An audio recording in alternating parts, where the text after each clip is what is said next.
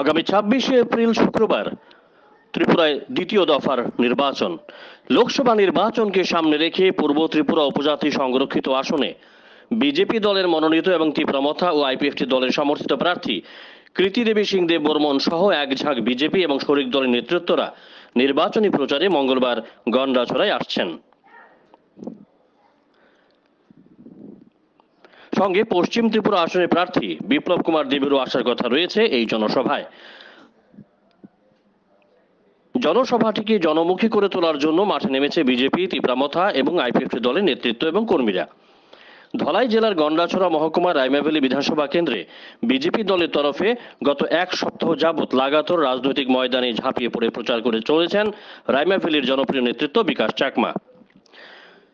বিকাশ চাকমা ময়দানে নামতেই সাধারণ কর্মীরা বাড়তি অক্সিজেন পেয়ে প্রার্থী কৃতি দেবী সিং দেব বর্মনের সমর্থনে জোর প্রচারে নেমে পড়েছে। গত এক সপ্তাহে রাইমাভেলী বিধানসভা কেন্দ্রের বিভিন্ন বুথে নেতৃত্ব বিকাশ চাকমা লাগাতার ঘরোয়া সভা, উঠান সভা এবং পথসভা করে চলেছেন। বিভিন্ন সভায় নেতৃত্ব বিকাশ চাকমার ভোটারদের প্রতি আবেদন রেখে বলছেন, দেশের স্বার্থে এবং ত্রিপুরা রাজ্যের উন্নয়নের স্বার্থে, বেকার যুবক, ছাত্রছাত্রী, শ্রমিক, কৃষকদের স্বার্থে পূর্ব ত্রিপুরা আসনে বিজেপি দলের প্রার্থী কৃতি দেবী সিং দেব বর্মনকে বিপুল ভোটে জয়ী করুন এবং মঙ্গলবারের নির্বাচনী জনসভায় সকলকে উপস্থিত থাকার আবেদন জানান তিনি।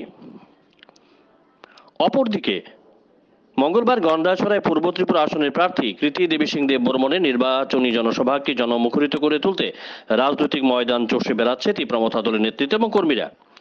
নিজেদের দলীয় পতাকায় মুড়িয়ে নেওয়া হয়েছে গন্ডাছড়া মহকুমা সদর।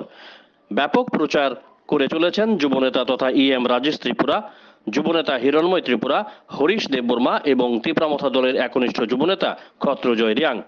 ব্যাপক প্রচারে আইপিএফটি দলের কর্মীদেরও মাঠে নামতে দেখা গিয়েছে। গন্ডাছড়া থেকে চন্দনলাল রায়ের রিপোর্ট।